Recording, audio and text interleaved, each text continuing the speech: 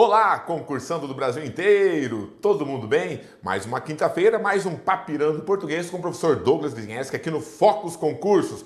Ho, ho, ho! Como foi de Natal, todo mundo bem? Junto com a família? Ganhou muito presente? Pois então, Focus Concursos também lhe traz este maravilhoso presente, hoje analisando questões da VUNESP. É isso aí, galera. Um abração também para quem está assistindo a gravação desta aula que ficará disponível após o término da live. Todo mundo bem? Você pode aproveitar, responda as questões, tire suas dúvidas, aproveite bastante esse momento em que nós estamos realmente tentando compreender as nuances da língua portuguesa. Você sabe, né, que o Papai Noel também fala a língua portuguesa. Eu espero, né, porque eu sempre mandei cartinhas para o Papai Noel pedindo presentes e uma vez ou outra eu recebi esses presentes também. Legal, pessoal? Joinha, tudo bem? Bom, todo dia é dia de estudo, todo dia é dia para papirar o português, todo dia é para melhorar os seus conhecimentos e depois realizar seus sonhos, né? Depois a gente vai passar as férias lá no Polo Norte, se a gente quiser, depois que tiver sido aprovado no concurso público. Beleza? É isso aí, galera. Sigam as redes sociais. O professor Douglas está no Instagram,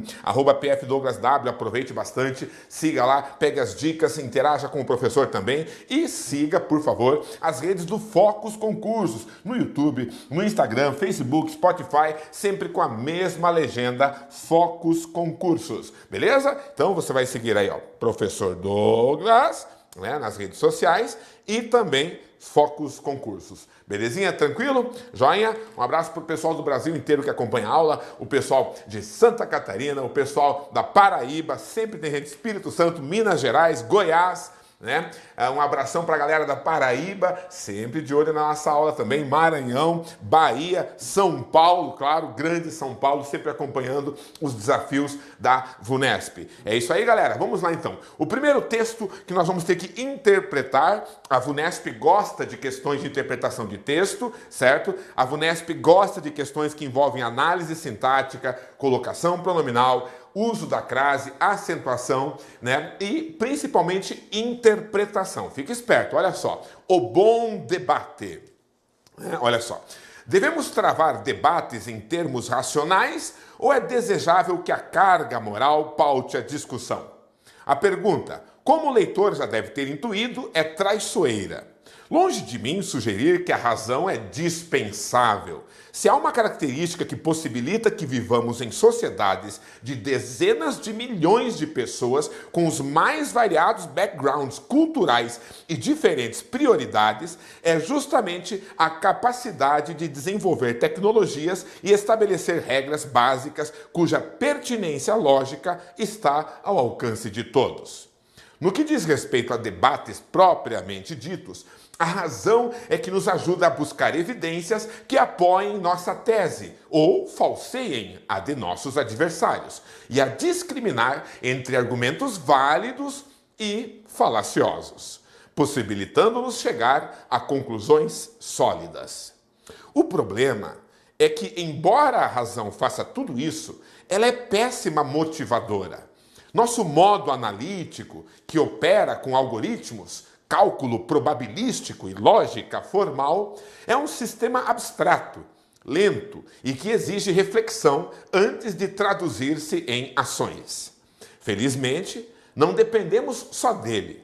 Contamos também com um módulo experiencial, moldado por milhões de anos de seleção natural. Ele é intuitivo, baseia-se em emoções e é extremamente rápido. Não precisamos pensar antes de recusar comida estragada ou fugir de cães bravios. A dificuldade aqui é que, como as emoções estão no comando, tudo pode adquirir dimensão moral. Um bom exemplo é o do cigarro. Mais ou menos desde os anos 60, todo fumante sabia que o hábito faz mal à saúde. Esse conhecimento racional, porém, não era o bastante para fazer a maioria abandonar o cigarro. A partir dos anos 90, à medida que o ato de fumar foi ganhando contornos de falha moral, os índices de ex-tabagistas cresceram e menos jovens se iniciaram nas libações fumígenas. O perigo aqui é que abrimos espaço para discriminações e estridências que são elas mesmas moralmente injustificáveis. Excelente texto de Hélio Schwartzman, né, na Folha, Muito bom. Olha só a primeira questão, hein? É isso aí, galera. Estamos falando de VUNESP, né? Como é que estão os seus conhecimentos para encarar perguntas da VUNESP? Dá uma olhadinha aí, ó. A partir da leitura do texto, afirma-se corretamente que o bom debate, letra A, guia-se pela moralidade, a qual é produto direto do raciocínio lógico. Letra B, orienta-se por uma lógica abstrata que desencadeia ações imediatas. Letra C, mobiliza o conhecimento racional combinado com a dimensão moral. Letra D, pauta-se por regras de conduta abstratas sobre as quais exista consenso. Ou letra E, prescinde da razão, apoiando-se em juízos com implicações morais. O que vocês acham? Tan, tan, tan, tan, tan. Bom, você que interpretou o texto comigo desde o início, né, olha o que ele fala. Devemos travar debates em termos racionais ou é desejável que a carga moral paute a discussão? Ele faz a pergunta, certo, pessoal? Né? Aqui ele diz que a razão não é, ó, longe de mim sugerir que a razão é dispensável.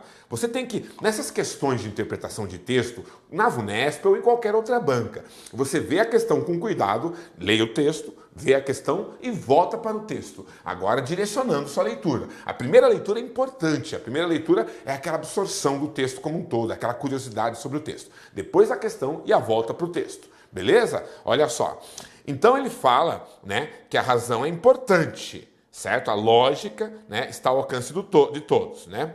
Certo? E em relação à moral, né, ele fala, ó, contamos também com um módulo experiencial, né, que é moldado por milhões de anos de seleção natural, que é automático. Sendo assim, tudo pode adquirir dimensão moral, certo? Então, o que nós podemos concluir, né? O que seria o bom debate? Ele é baseado na nossa intuição, né, na nossa noção moral. É só você imaginar, por exemplo, né, em relação ao debate, uma questão de futebol.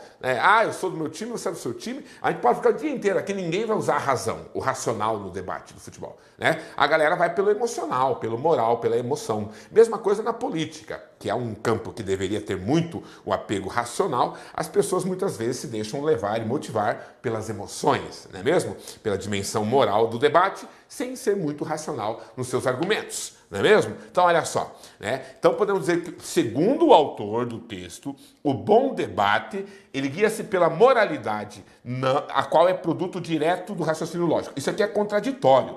A moralidade vem de anos de experiências da humanidade e não do raciocínio lógico. Ele coloca como duas dimensões diferentes, a moral e o raciocínio lógico. Uma não vem da outra. A letra B, orienta-se por uma lógica abstrata, né, que desencadeia ações imediatas. Não, o debate não deve ser baseado em ações imediatas. Segundo o autor, ele deve ser pensado. Né? Letra C, ele mobiliza o conhecimento racional combinado também com a dimensão moral. É a letra C que melhor define, melhor resume o que o autor disse no texto acima.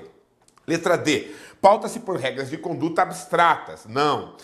Letra E, prescinde da razão. Prescinde quer dizer ele não precisa, ele não necessita da razão. Tá errado, o autor não falou isso. A razão é importante. Legal? Parabéns para quem acertou. Vamos para a questão número 2. O que vocês acham, hein?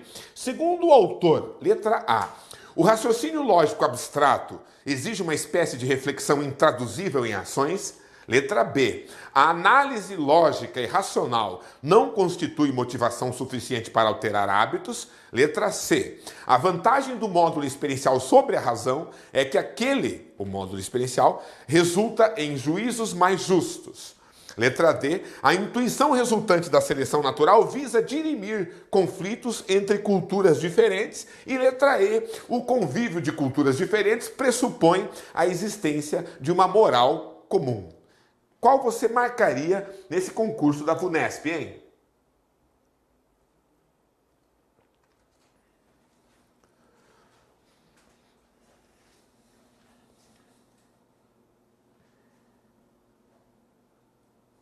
Vamos lá, vocês que respondam aí para o professor Douglas. Eu quero que você escolha, eleja uma letra que será a correta. De qual estamos falando?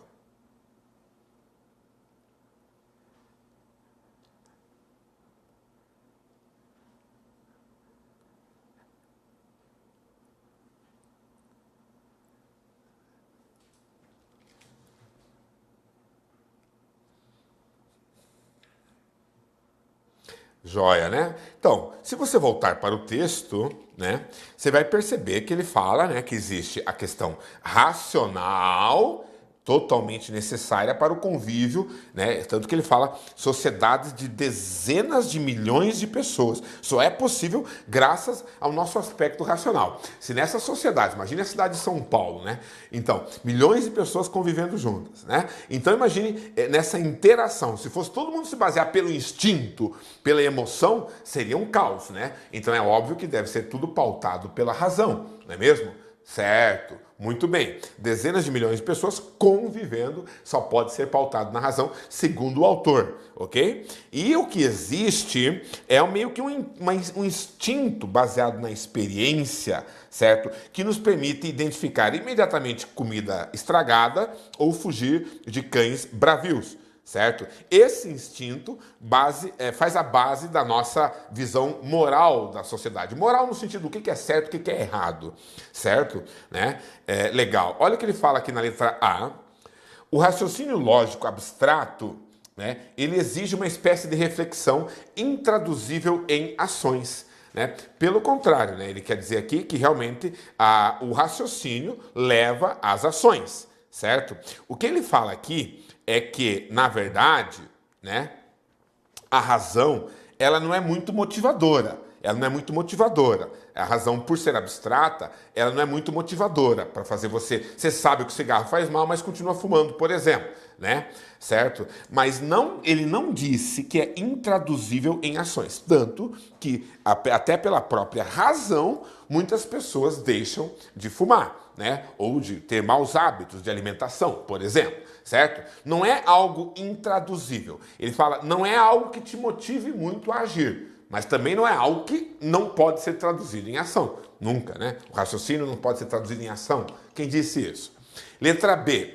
A análise lógica e racional não constitui motivação suficiente para alterar hábitos. Ó, isso o autor colocou, né? Olha só.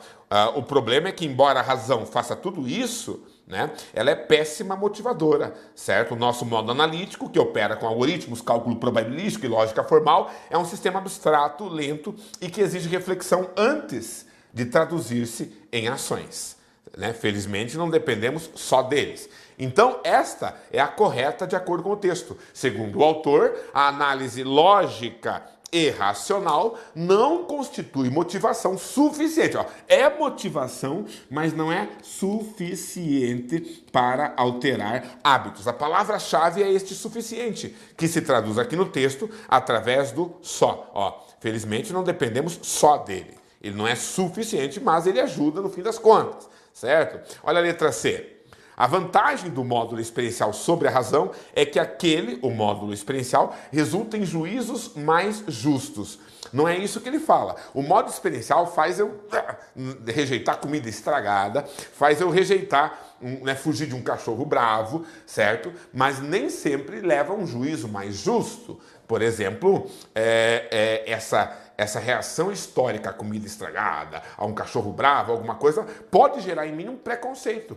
E pode ser uma comida boa e eu achar que é estragada por preconceito. Pode ser um cachorro manso e eu achar que ele é bravo por um preconceito. Às vezes você foge sem precisar, o cachorro não ia te atacar, por exemplo. Né? Então, nem sempre o juízo derivado disso é um juízo justo.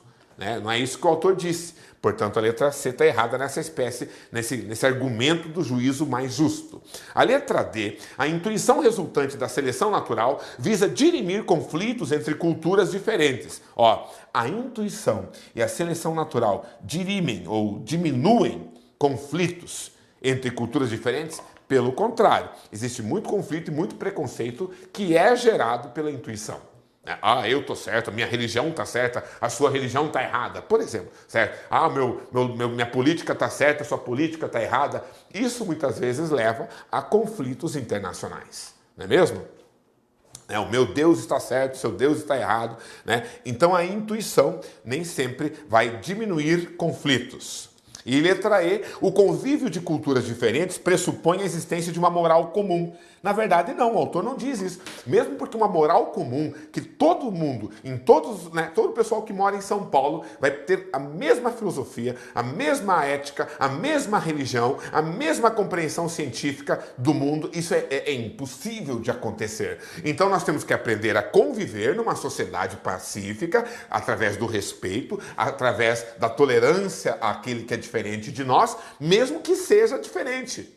Não adianta querer que todos sejam iguais, porque isso não vai acontecer. Então é lidar com a diferença que nos permite realmente viver em comunidade, certo? Então a letra D, né, a letra E está errada ao dizer que o autor afirmou que o convívio de culturas diferentes pressupõe a existência de uma moral comum, né? Na verdade, é a diferença e a tolerância a essa diferença que faz, né, um convívio bom.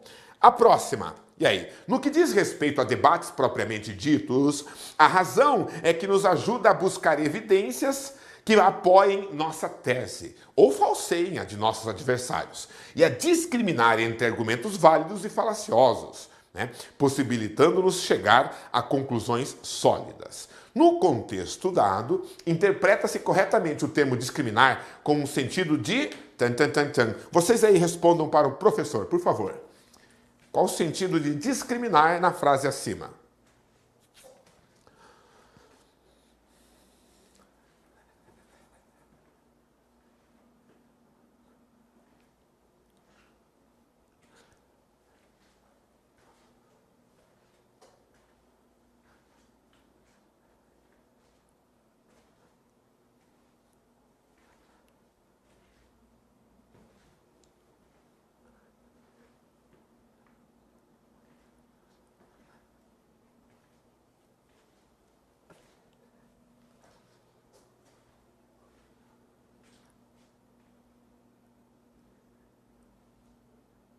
Revelar-se intolerante, esquivar-se de escolher, retificar incorreções, julgar precipitadamente ou perceber diferenças, discriminar, né? Discriminar entre o argumento válido e o argumento falacioso, né? O fake news, por exemplo. Né?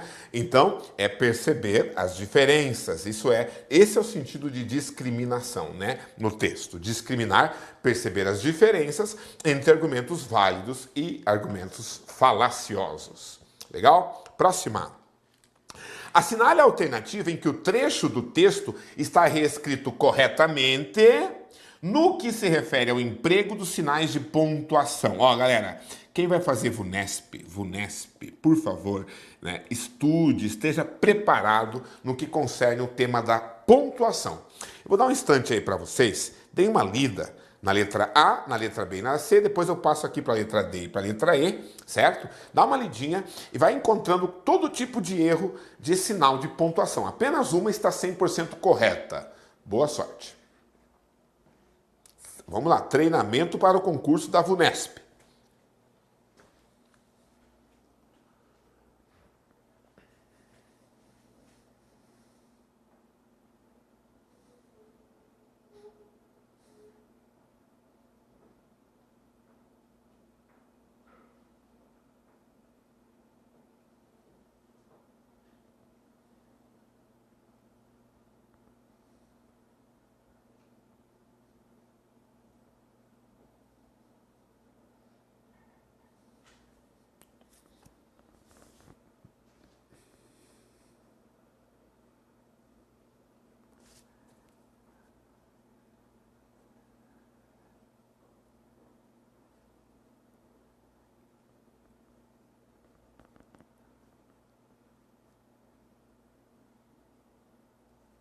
Muito bem.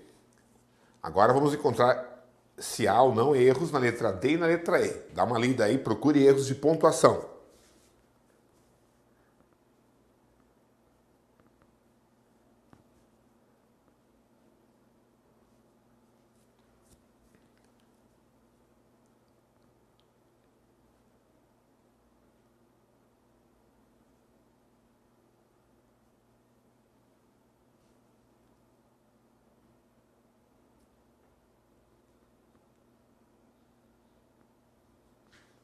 Certo? Tempo! E aí, já descobriu qual é a correta? Veja bem a letra E.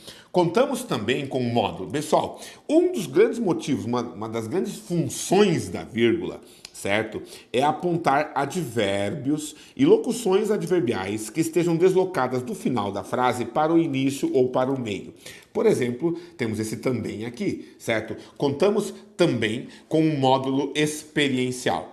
Quando você vai isolar um advérbio, você tem que pôr uma vírgula antes e uma depois dele, ou não colocar nenhuma. Certo? Poderíamos tirar aqui, ó, contamos também com o módulo experiencial ou colocar duas. Contamos, vírgula, também com o módulo experiencial. Então, ter só uma vírgula aqui, ó, é um erro. Quando tem advérbio é vírgula antes e vírgula depois ou nenhuma. Certo, pessoal? E a letra D? Tá tudo errado isso aqui, ó. Isso aqui, isso aqui. Toda essa primeira linha, dá uma olhadinha, ó. Pontuação torta.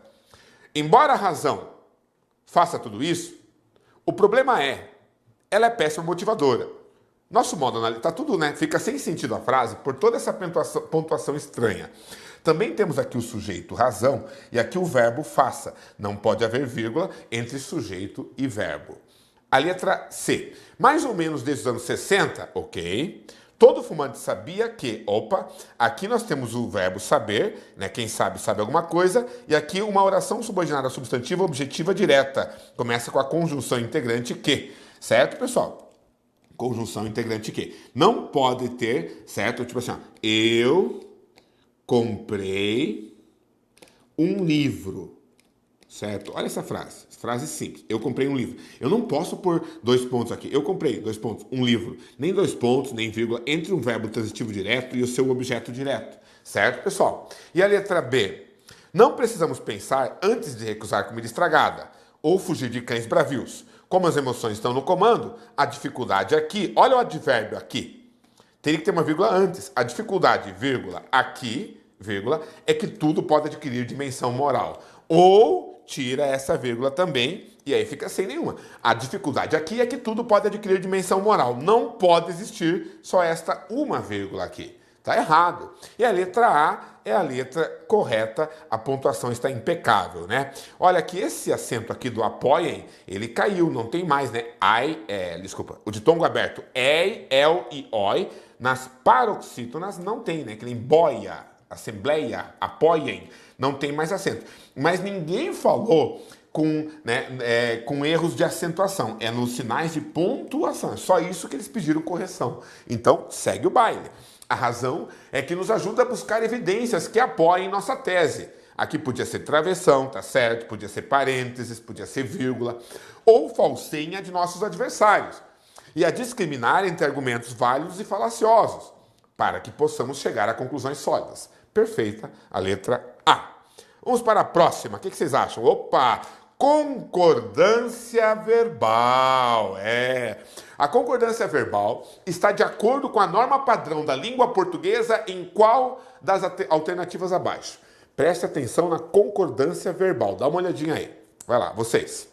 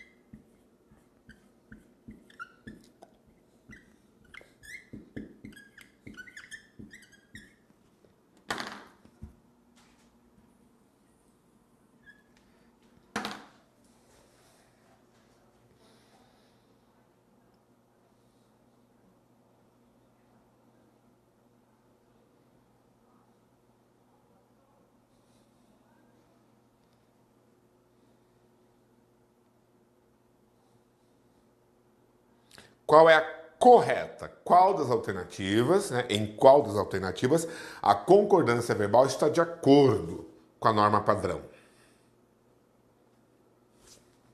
Para você entender esta questão, sugiro que você pense nas locuções verbais, né? Numa locução verbal, você vai ter ou um verbo no infinitivo, né? Ou no gerúndio, ou no infinitivo, ou no gerúndio ou no particípio, certo? Pega o verbo, por exemplo, o verbo ler. Ou está no infinitivo, ler, ou está no gerúndio, lendo, né? Ou está no particípio, lido, certo, pessoal? Né? Então o verbo ele vai estar numa das formas nominais. Numa locução verbal eu tenho dois verbos. Então, por exemplo, eu estava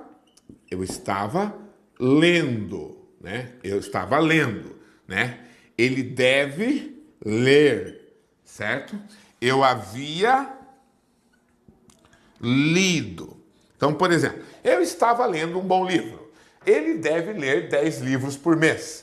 Eu havia lido aquela obra, certo? Então, o que você tem aqui? O primeiro verbo, estar, dever, haver, é o verbo auxiliar. Sempre, sempre o primeiro verbo, como no inglês. Você que estudou inglês vai lembrar que tem verbo auxiliar. Né? Verbo to be, por exemplo, né? Verbo to have, né? Então, são verbos auxiliares, certo? Lembra? Então, o verbo auxiliar é o primeiro e o segundo verbo é o verbo principal da locução verbal, certo? Então, vou chamar de VP, verbo principal, verbo principal, verbo principal. O verbo principal jamais estabelece concordância. Vamos falar de concordância verbal de locuções verbais. A concordância, ó, o verbo principal, ele vai estar ou no infinitivo, ou no gerúndio, ou no particípio. Ler, lendo, lido. Lendo, ler, lido, certo? Vai estar numa dessas três formas. Ele não vai para o plural, ele não faz concordância, para ele não importa quem é o sujeito. Ele tem uma forma nominal do verbo, né? Gerúndio, infinitivo, particípio, fixa.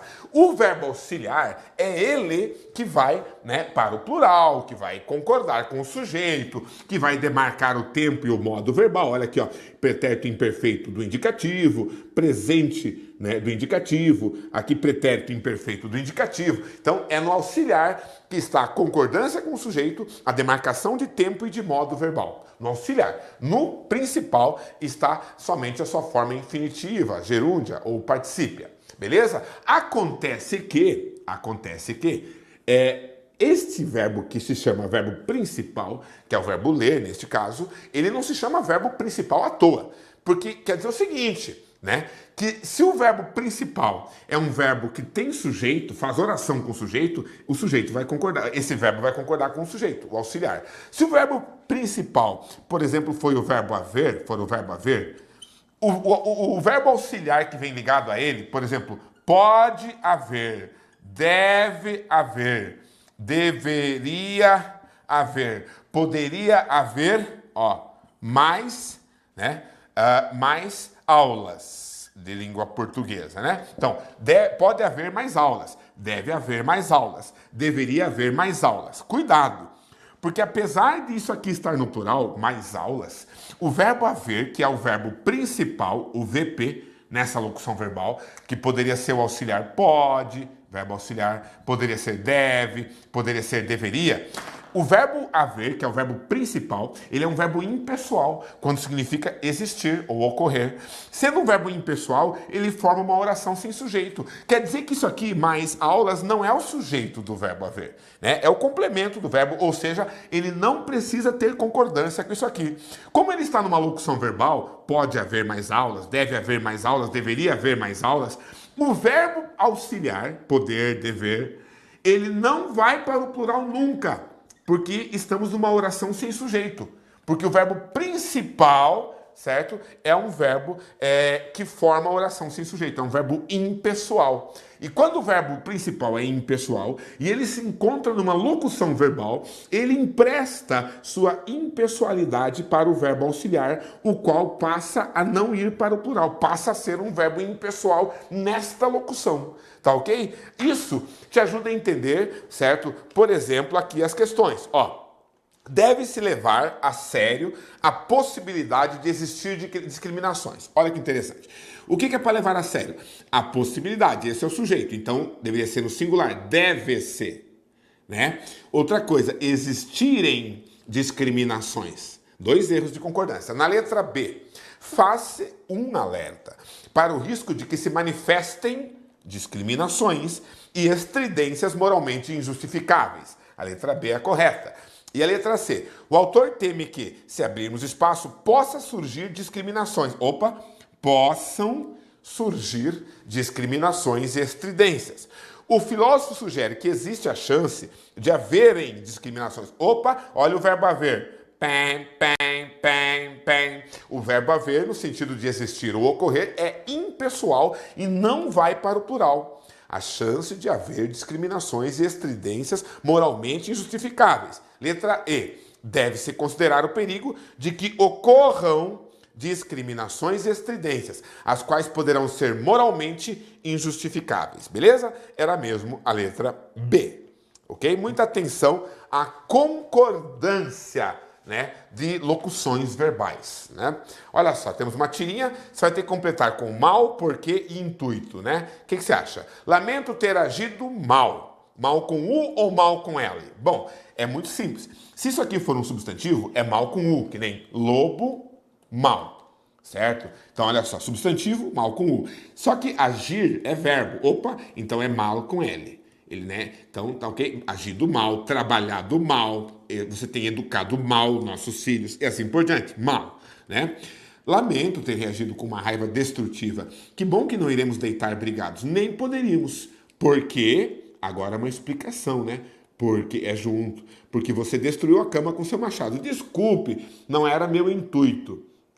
Você entendeu, né? Briguinha de marido e mulher. O intuito do H, esse, né, bárbaro viking, né, com essa sua barba maluca e sua cerveja, a intenção dele era quebrar a mulher e não a cama, né? E ele acabou quebrando a cama com o machado. Essas piadinhas do H são pesadas mesmo, né? Então, desculpe, não era meu intuito, né? Não era meu intuito quebrar a cama. Você entendeu? Então, mal com L, porque junto e intuito sem acento. É a letra D. Mal, porque intuito. Muito bom. Ah, essa foi fácil. Tirinha do H. Moleza. Que mais? Temos mais um texto aqui, ó. Preste atenção, né? Olha só. O Procurador-Geral de Justiça, no uso de suas atribuições e atento aos recorrentes pedidos para designação de promotores de justiça para auxiliar na execução de inquéritos civis na área de tutela do patrimônio público, avisa aos promotores de justiça interessados, cujas promotorias de justiça possuam feitos relacionados à mencionada área de atuação, que manifestem no prazo de 5 dias úteis eventual interesse em receber auxílio do projeto especial tutela coletiva. Uma frase condizente com as informações do texto e redigida corretamente e condizente com as informações do texto, né, no que se refere à concordância nominal padrão, está em. E aí, galera, verifiquem, tem a letra A, B, C, D, E, certo? Então, leiam aí novamente, verifiquem se a A está correta. Pode reler também o texto que está em cima, é só esse texto mesmo. E me diga já se a A está verdadeira ou falsa. Quanto às informações e a concordância nominal.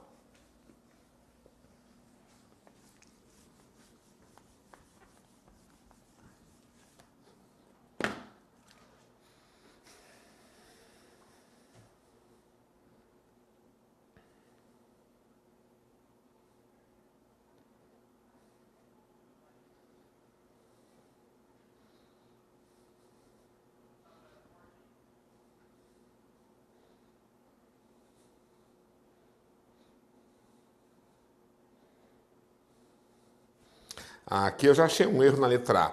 Cujos trabalhos sejam atinentes à área de tutela do patrimônio público. É erro de concordância. Então, deve ser uma dessas. Vai lá.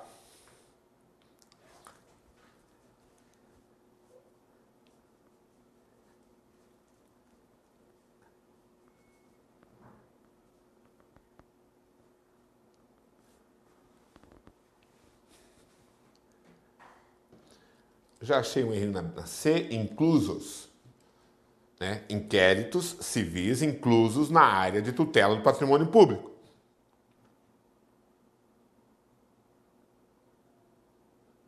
A letra D, a manifestação de interesse deve ser submetida ao procurador-geral.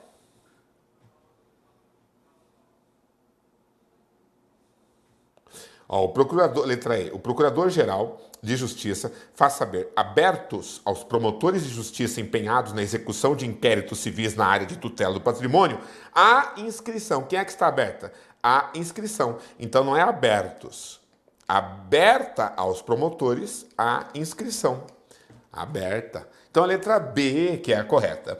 O Procurador-Geral de Justiça torna conhecida a oportunidade para que determinados promotores de justiça solicitem auxílio do projeto especial Tutela Coletiva. Legal? Vamos lá. Próxima. Olha só, disse que caía VUNESP, acento indicativo da crase. Qual que está correto, né? Lembrando, estamos falando da VUNESP. Estude a crase. Vai lá.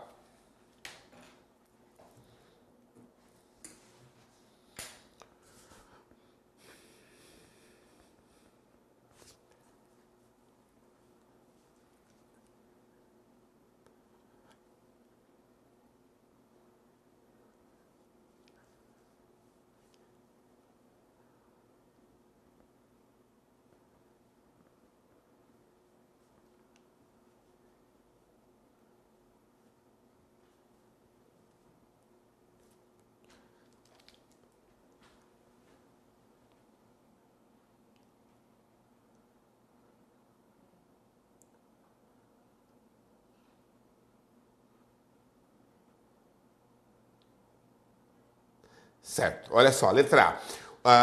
Para, já temos a preposição aqui. Então, para aqueles. Seria sem crase, porque não é mais uma preposição. Para aqueles. Certo, pessoal? Então, é preposição demais, está errado. Letra B. O Procurador de Justiça atendeu a diversas. A no singular, antes de plural, crase, passa mal. Nada a ver, né? Plural aqui não dá. Né? O texto citado diz respeito a, né? Primeiro a, e participação aceita. O termo anterior, diz respeito, exige preposição a. E o termo posterior, participação, aceita o artigo feminino a participação. Craseado, tá aqui. Correta, é a letra C. Aqui, ó, a data a partir da qual é verbo, certo? Antes de verbo não pode ter crase.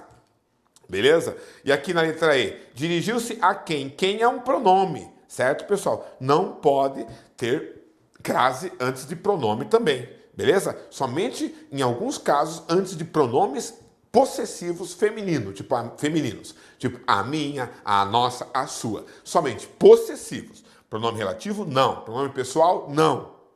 Certo? Ok. Próxima.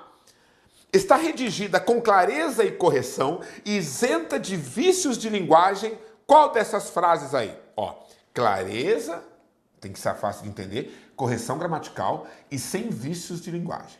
Boa sorte. Vocês respondem. Vamos lá.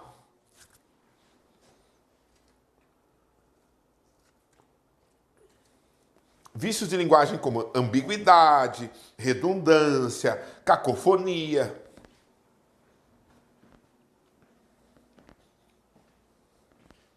Gíria.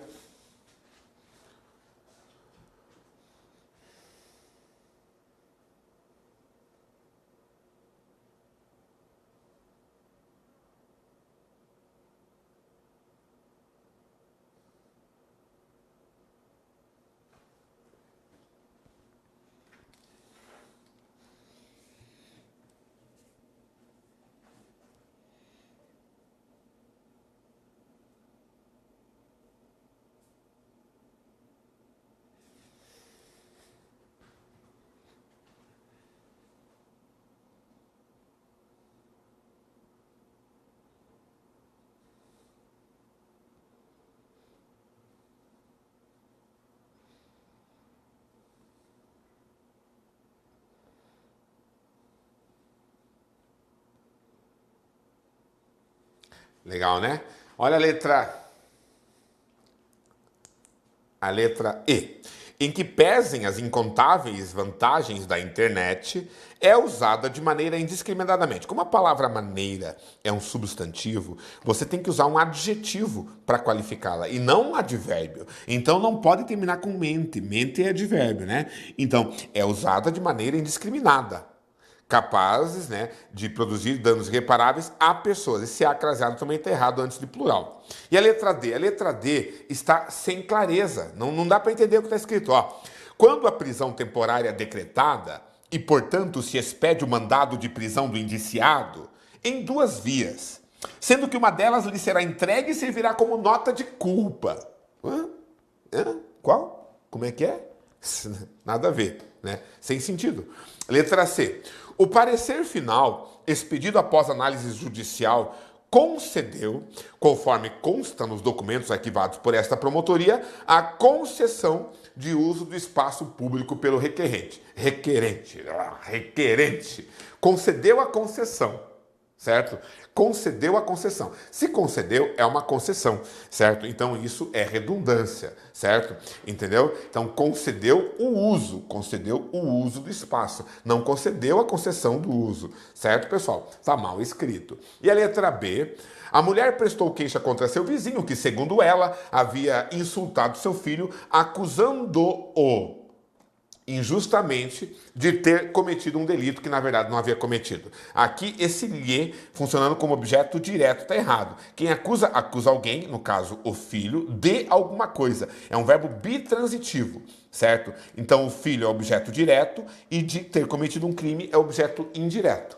Como o objeto indireto já está aqui, não pode ter um lhe aqui. Porque o lhe só serve como objeto indireto. Ficaria com dois objetos indiretos. Então, um tem que ser direto. Então, tem que trocar o lhe e colocar o objeto direto, colocar acusando-o.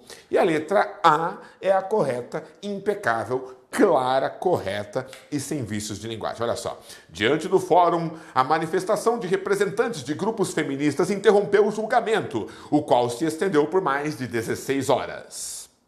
Legal? Mais uma questão aí com texto, né? Poesia, né? Então a VUNESP também cobra textos poéticos e cobra também o tema das figuras de linguagem. Olha só, o poema A Cascata. A água feminina canta e dança, com suas luas brancas, luas frias, que se desfazem ao sol do meio-dia e derrama a nudez da claridade, e seu fulgor de espelhos de espadas nas pedras do horizonte. Eu atravesso a ponte e sou o rio, a canoa que passa, sou os remos, jamais deixei de ser a travessia, e o mundo com seus muros se espalha entre as águas redondas e entre as sombras. Assinale a alternativa que apresenta entre parênteses o nome correto da figura de linguagem empregada no verso citado. Vamos lá então, treine um pouquinho o seu conhecimento de figuras de linguagem.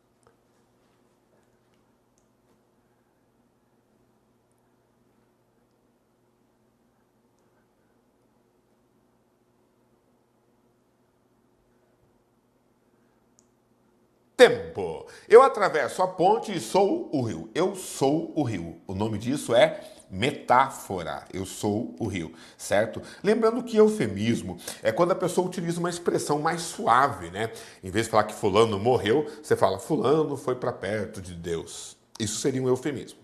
A letra B. A água feminina canta e dança. A água não canta, né, pessoal? Literalmente. Então, isso é uma personificação. A letra B é a correta. E a letra C. E o mundo com seus muros se espalha. Quando eu falo que o mundo se espalha, certo, pessoal? Isso é outra personificação. Ou prosopopeia.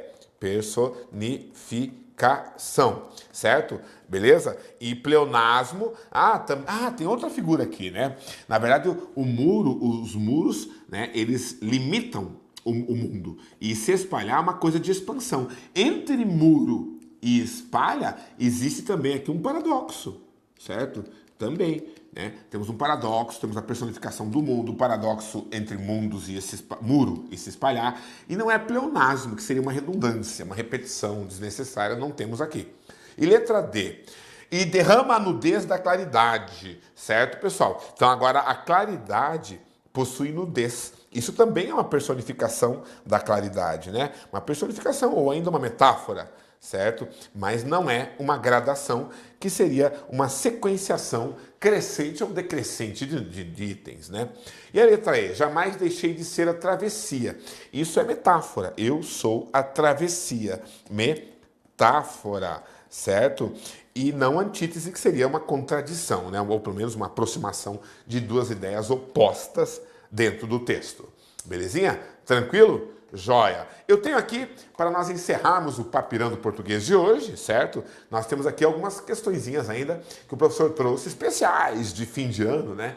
Para a análise sintática. Os últimos 3 desafios de análise sintática do professor Douglas para os seus alunos do Papirando Português. Dá uma olhadinha aí. Primeiro, faça análise sintática de todos os elementos dessa frase. Finalmente chegaram as festas de Natal. Identifique sujeito, o tipo de verbo, né? Se existem orações, classifique as orações, os advérbios, tudo que você encontrar aí. Vamos lá, praticando análise sintática para encararmos qualquer concurso público. Finalmente chegaram as festas de Natal. Então é Natal. Ó, vem cá, verbo. Começa pelo verbo, sempre, velhão. Se você começou pelo finalmente, você começou errado. Começa pelo verbo, tá? Ó, chegar. Quem chega, chega. Verbo intransitivo. Quem é que chegou? As festas de Natal. Então, esse aqui é o sujeito. Cadê o núcleo? Festas. Sujeito simples. O que é o as? Adjunto adnominal. De Natal é o quê? Adjunto adnominal. Ah, tem um verbo significativo? Predicado verbal. Certo? O que é o finalmente? É um adjunto adverbial de tempo, né? Finalmente. Tempo. Certo, pessoal? Finalmente, nesse momento. E aqui é uma oração absoluta. Certo? Oração absoluta. Certo? Tranquilo. Próximo desafio. Ah, isso aqui eu sei. Legião Urbana. Todos os dias quando acordo, não tenho mais o tempo que passou, mas temos muito tempo. Temos todo o tempo do mundo. Todos os dias antes de dormir, lembro e esqueço como foi o dia.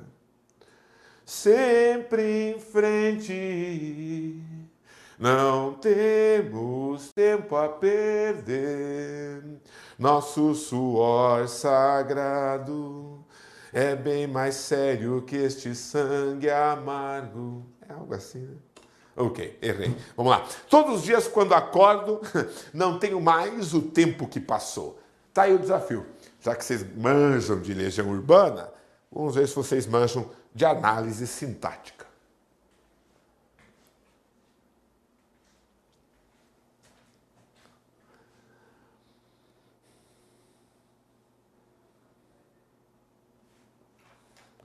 Verbo acordar, verbo ter, verbo passar. São 3 verbos, portanto, são 3 orações.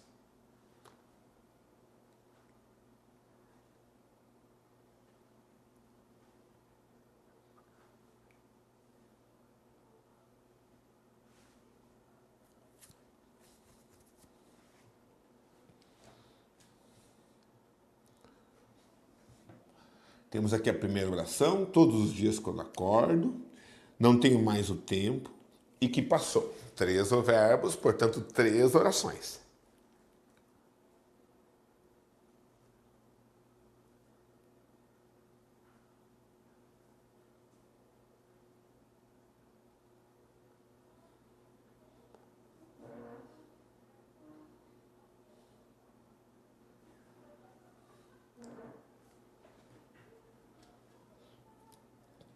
Todos os dias é um adjunto adverbial de frequência. Quando que isso acontece? Todos os dias.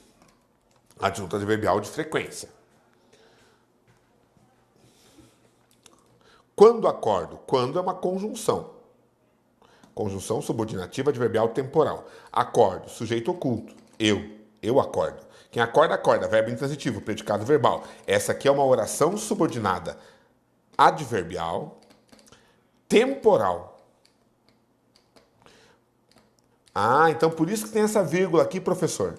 né? Todos os dias quando acordo, não tem mais o tempo que passou. Essa vírgula está aqui exatamente porque é uma oração subordinada deslocada para antes da oração principal, que é essa aqui, ó. Não tenho mais o tempo que passou, certo? O que é o não? Adjunto, adverbial de negação. Cadê o sujeito? Quem é que não tenho mais o tempo? Sujeito oculto. Eu não tenho mais o tempo. E o verbo? Quem tem alguma coisa. Verbo transitivo direto. O que é que eu não tenho? O tempo. Objeto direto. Qual é o núcleo do objeto direto? Tempo. Qual é o que é a função do o? É um adjunto adnominal. E esse mais? É um adjunto adverbial, certo? Né? Adjunto adverbial de intensidade. Mais, menos, muito, pouco, certo? Não tenho mais o tempo. Certo, pessoal? Legal. E aqui nós temos um predicado verbal. Certo. Classificamos tudo. Vamos para o último elemento. Que passou. Não tenho mais o tempo, o qual passou. Quando eu posso trocar o que por o qual, ele é um pronome relativo. A função sintática do pronome relativo é a mesma que seria exercida na oração pela palavra que o pronome relativo retoma. Você entendeu? A função sintática do pronome relativo é a mesma que seria exercida na oração pela palavra que o pronome relativo retoma. Nesse caso aqui, a palavra tempo. Se eu escrevesse o tempo passou, eu teria aqui como sujeito simples o tempo. Essa é a função do que? O que funciona nesta oração como sujeito simples. E quem passa, passa. Verbo intransitivo. Passar é uma ação, predicado verbal. E esta oração, o que ela é? É uma oração subordinada adjetiva, né? Com pronome relativo é sempre adjetiva. Oração adjetiva. Agora, ela é restritiva ou ela é explicativa? Olha bem aqui, ó, o tempo que passou. Não tem vírgula. Não tem vírgula. Então, ela é restritiva. Legal? Então, olha que interessante. Você tem aqui no meio, cara, olha só isso aqui. Você tem aqui no meio uma oração principal, tá bom? Aqui, ó, antes, uma oração subordinada adverbial temporal, como se fosse um advérbio, né? Todos os dias quando acordo, né? Avisando quando que acontece isso. E aqui uma oração subordinada adjetiva, indicando uma qualidade, um adjetivo desse tempo. Uma característica desse tempo. Que tempo? O tempo que passou. É uma característica do tempo. A adjetiva indica a característica de um substantivo, no caso do tempo. E a adverbial indica uma circunstância, como, por exemplo, a quando que aconteceu isso. Olha que doido isso, né? E a oração principal tem a mensagem: eu não tenho mais o tempo. Certo, pessoal? É a mensagem principal da frase. Legal. Última. Tenha um feliz ano novo. Faça análise sintática. Não tô brincando. Faça análise sintática disso aí, por favor. Faça análise sintática deste período. Tenha um feliz ano novo. Quem é o sujeito?